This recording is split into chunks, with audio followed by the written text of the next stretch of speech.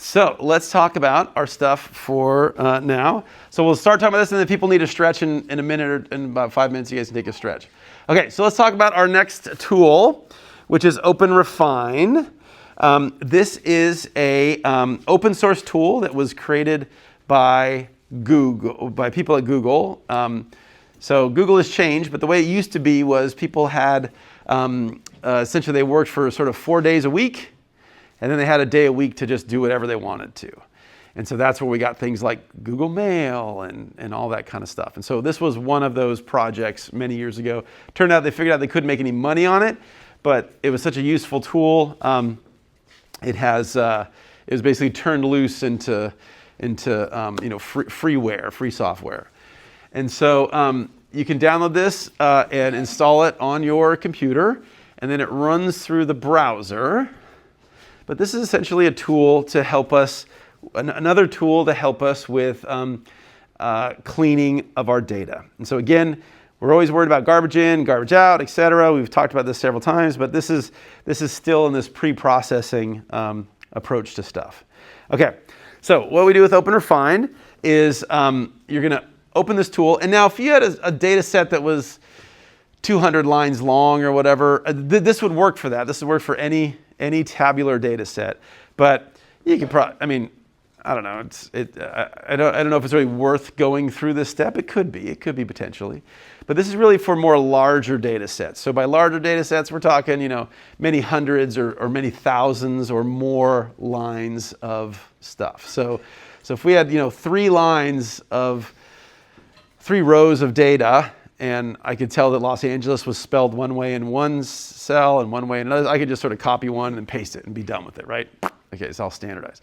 But when we start to get these large lists of things, it just becomes logistically difficult and very easy for folks to make an error.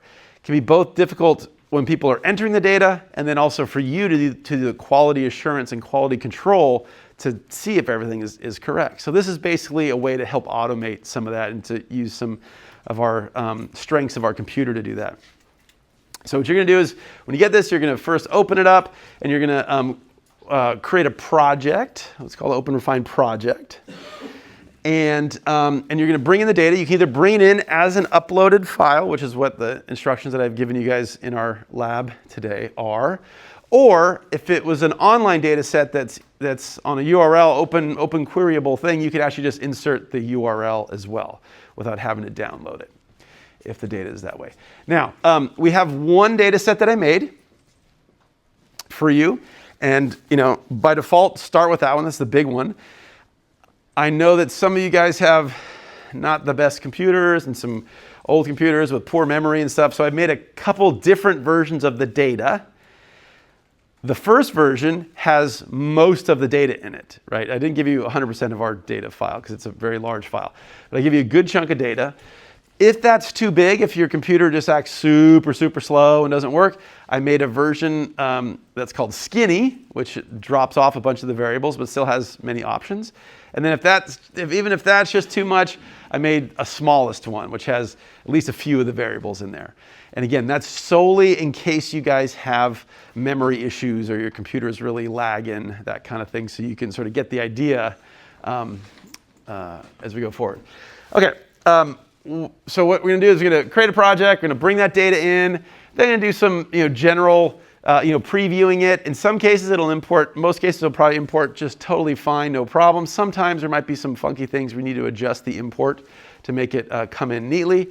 And then once you have it in there and it looks kosher, then you can name the project and save it, and then you can go back to it in the future if you want to keep working on it.